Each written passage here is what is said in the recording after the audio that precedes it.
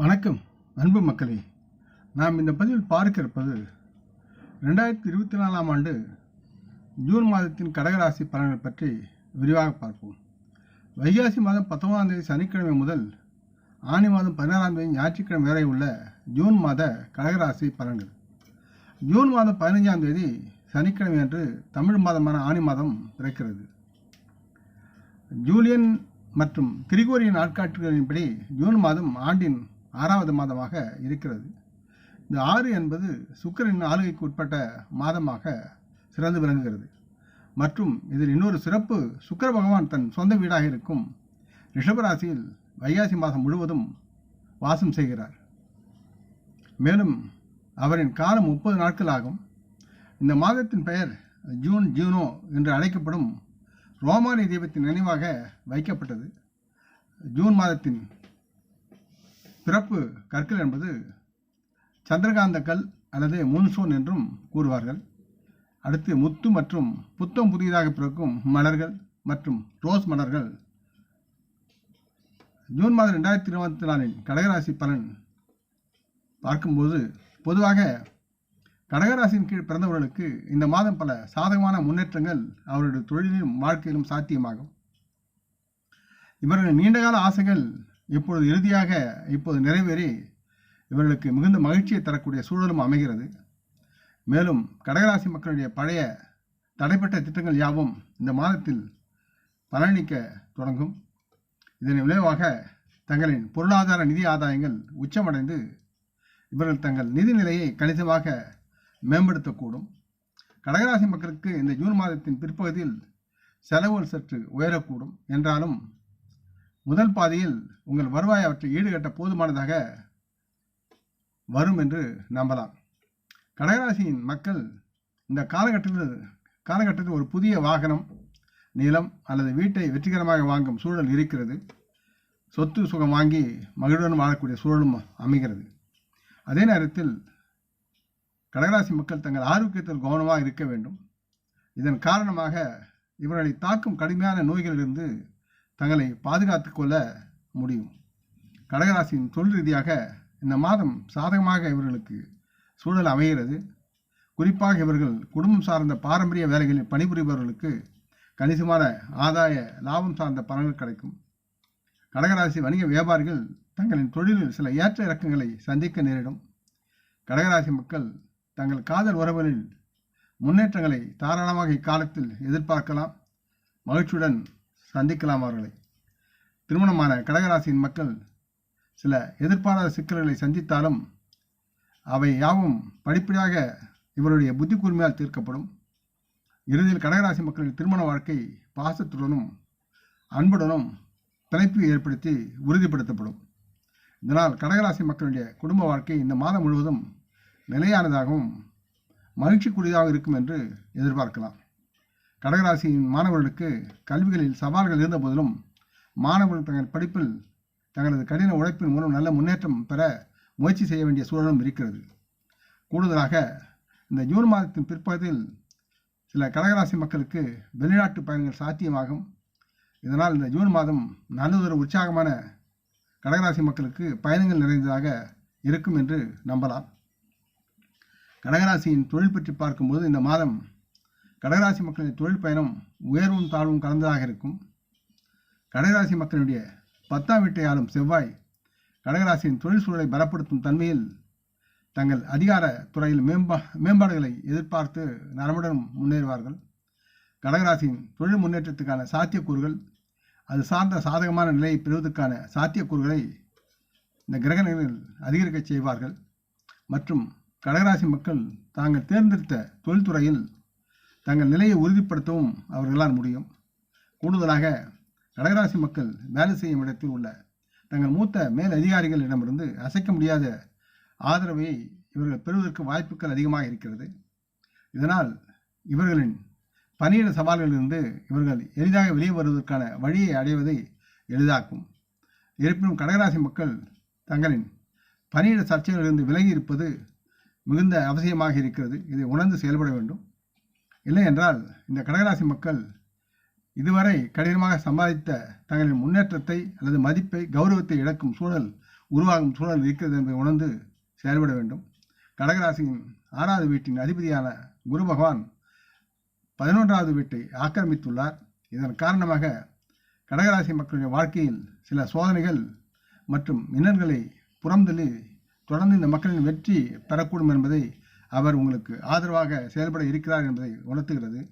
இருப்பினும் இந்த கடகராசி மக்கள் தாங்கள் விரும்பிய முடிவுகள் அடைய வாய்ப்புகள் அதிகமாக இருக்கின்றன.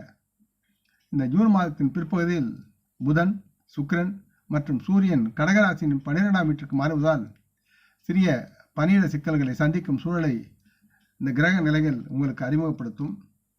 எனினும் இவற்றை கடகராசி மக்கள் தங்கள் அனுபவ அறிவு நுணுக்கத்துடன் திறம்பட கையாள முடியும் சூழல் இருக்கிறது. கடகராசியின் வணிக வியாபாரத்தில் ஈடுபடுவர்களுக்கு இந்த மாதம் ஏற்ற இறக்கங்கள் நிறைய இருக்கும். 7ஆம் வீட்டை ஆளும் சனி பகவான் 8ஆம் வீட்டில் அமர்ந்திருப்பதால் எப்பொழுதும் இவர்கள் விழிப்புணரும் ஜாக்கிரதையாகவும் எச்சரிக்கையுடன் இருப்பது அவசியமாகிறது. கடகராசி மக்கள் இப்படியான சாதகமற்ற சட்டப்பூர்வமான கவனத்தை ஈர்க்கக்கூடிய எந்த ஒரு நடவடிக்கைகளையும் கடகராசி மக்கள் தவிர்க்க வேண்டும். இந்த நேரத்தில் காரணம் அவை யாவும் தங்களை தண்டனைக்கும் அபராதங்களுக்கும் வழிவகுக்கும் மற்றும் உங்கள் வணிக வளர்ச்சியை தடுக்கவும் கூடும் என்பதை மனதில் பதிய வைக்க வேண்டும்.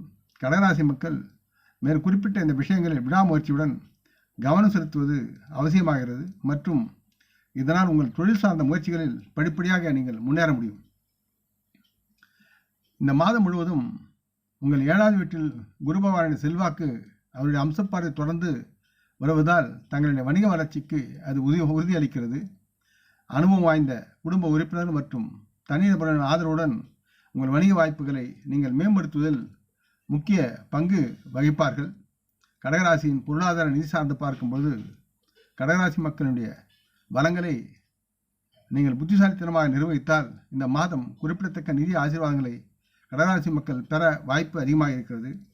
கடகராசி மக்களுக்கு பலவிதமான வருமானங்களுக்கு அதிக பாதைகள் திறக்க இருக்கிறது மற்றும் புதிய வேலைவாய்ப்பின் மூலம் வணிகத்தின் பொருட்செல்வம் மற்றும் ஆதாய லாப சம்பள வளர்ச்சி அதிகரிக்கும் சூழலும் இருக்கிறது. இந்த நிலையில் கடகராசி மக்கள் தங்கள் பங்கு சந்தையில் முதலீடு செய்திருந்தால் கணிசமான நிதி பலன்களையும் அறுவடை செய்யலாம். மேலும் கடகராசி மக்கள் அரசாங்கத்துறையின் வாய்ப்புகள் நிலையான வருமானத்தை தங்களுக்கு வழங்குவதோடு உங்கள் தினசரி வருமானத்தை ஆரோக்கியமான மட்டத்தில் பராமரிக்க முடியும் என்று நிலை இருக்கிறது. இந்த ஜூன் மாதத்தின் பிற்பகுதியில் சுக்கிரனும் சூரியனும் தங்களின் 12ஆம் வீட்டில் சஞ்சரிப்பதால் கடகராசி மக்களுக்கு கணிசமான செலவுகள் ஏற்பட வாய்ப்பு உள்ளது. இந்த செலவுகள் சில மனக்கவலைகளை உங்களுக்கு தரக்கூடும் என்றாலும் இந்த கடகராசி மக்கள் தாங்கள் சம்பாதிக்கும் திறனை கருத்தில் கொண்டு பார்க்கும் சமயத்தில் குறிப்பிடத்தக்க எந்தவித அழுத்தமும் இன்றி உங்கள் செலவுகளை கையாள கடகராசி மக்கள் நன்கு தயாராக இருக்க வேண்டும். சேமிப்பில் அக்கறை கொண்டு செயல்படுங்கள். ஆயினும் கூட உங்கள் செலவுகளை கட்டுப்படுத்துவது உங்களுக்கு ஒரு விவேகமான செயலாக இருக்கும். உங்களுடைய புத்திசாலித்தனம் அதில் பளிச்சிடும். இந்த மாதம் வாகனம் அல்லது ரியல் எஸ்டேட் அசையும் அல்லது அசையா சொத்துக்களை வாங்குவதற்கான வாய்ப்புகளையும் கடகராசி மக்கள் பெற்று நலமுடன் சொத்து சுகம் வாங்கி மகிழ்வார்கள். கடகராசி மக்களுடைய ஆரோக்கியம் பார்க்கும் பொழுது இந்த மாதம் இவருடைய ஒட்டுமொத்த ஆரோக்கியத்துக்கான வாய்ப்புகள் இருந்தாலும் ஜூன் மாதம் முழுவதும் 8ஆம் வீட்டில் சனி பகவானுடைய நிலை எப்போதாவது அதிகரித்து இவருக்கு மன அழுத்தத்தை ஏற்படுத்தும் என்பதை கவனத்தில் கொள்ள வேண்டும். இந்த நேரத்தில் உங்கள் ஆரோக்கியத்தை அலட்சியப்படுத்தாமல் இருப்பது மிக நல்லது. இல்லையென்றால் கடகராசி மக்கள் நோய் தாக்கலுக்கு ஆளாகக்கூடும். மற்றும் கடகராசி மக்கள் நல்ல விழிப்புணர்வை பேணுதலும் எச்சரிக்கையுடன் பழகுதல் மற்றும் ஆரோக்கியமான உணவை கடைபிடிப்பது இவரின் நல்வாழ்வை உறுதிப்படுத்த உதவுகிறது. கடகராசி மக்களுடைய 5வது வீட்டில் செவ்வாய், சனி, வியாழன், சூரியன், புதன் மற்றும் சுக்கிரன் ஆகிய பல கிரகங்களுடைய செல்வாக்கு பார்வை உங்கள் செரிமான அமைப்பை பாதிக்கக்கூடிய தன்மையில் அவனுடைய பார்வை இருக்கிறது. இதனால் கடகராசி மக்களுக்கு அஜீரணம் மற்றும் அமிலத்தன்மை தொடர்பான பிரச்சனைகளை சார்ந்து உருவாகும் செரிமான சிக்கல்களை இவர்கள் சந்திக்கக்கூடிய சூழலும் இருக்கிறது. எனவே இந்த பார்வையில் நாம் பார்க்கும்போது கடகராசி மக்கள் தங்கள் ஆரோக்கியத்தில் கூடுதல் கவனம் செலுத்துவது முக்கியமான ஒரு செயலாக இருக்கிறது. இருப்பினும் ஒட்டுமொத்த தேகனம் சார்ந்த பார்வையில் கவனமாக நீங்கள் பராமரிக்கும் போது கடகராசினருக்கு யாவும் சாதகமாக இருக்கும் என்று நம்பலாம். கடகராசியின் மக்களுடைய காதல், திருமணம், தனிப்பட்ட உறவுகள் பற்றி பார்க்கும்போது இந்த மாதம் உங்கள் காதல் வாழ்க்கைக்கு நம்பிக்கைக்குரிய வாய்ப்புகளை கிரக நிலையை தருகிறது. நீங்கள் தனிமையில் இருந்தால் தங்களின் புதிய துணையுடன் காதல் உணர்வில் ஒன்றிணைவதற்கு இது ஒரு சிறந்த நேரமாக இருக்கிறது. இந்த நேரம் கடகராசினருக்கான காதலின் கதவை திறக்கக்கூடிய நேரமாக இருக்கிறது. ஆகவே இந்த உங்களின் காதல் அத்தியாயம் உங்கள் இதயத்திற்கு பிரியமான ஒருவர் உங்கள் வாழ்க்கையில் நுழைந்து தனித்துவ உணர்வை உருவாக்கி பாசத்தால் உங்களை சூழ்ந்து கொள்வார். ஏற்கனவே உறவில் இருப்பவர்களுக்கு இந்த காலம் அன்பின் பிறப்பை பலப்படுத்தும் தன்மையில் இருக்கும். இருப்பினும் கடகராசியின் 5வது வீட்டில் சனி மற்றும் செவ்வாய் தாக்கங்கள் மற்றும் சூரியனின் தாக்கத்துடன் இணைந்து பார்ப்பதால் அவ்வப்போது கடகராசி மக்களின் உறவில் சில சவால்களை அறிமுகப்படுத்துவார்கள். ஆயினும் கூட புதன் மற்றும் சுக்கிரன் இருப்பதால் குறிப்பாக மாதத்தின் முதல் பாதையில் உங்கள் உறவை வளர்ப்பதையும் அந்த உறவை பாதுகாப்பதையும் முக்கிய நோக்கமாக கொண்டு அவர்கள் செயல்படுவார்கள். இதனால் தங்களுடைய காதல் உணர்வை தூண்டுவதுடன் காதலையும் வாழ வைப்பார்கள். இதன் விளைவாக இந்த மாதம் தங்களுக்கு நேசத்துக்குரிய நினைவுகளின் கலவையாக வெளிப்படும். நீங்கள் திருமணமானவராக இருந்தால் இந்த மாதம் சற்று எச்சரிக்கையுடன் செயல்படுவது அவசியம்.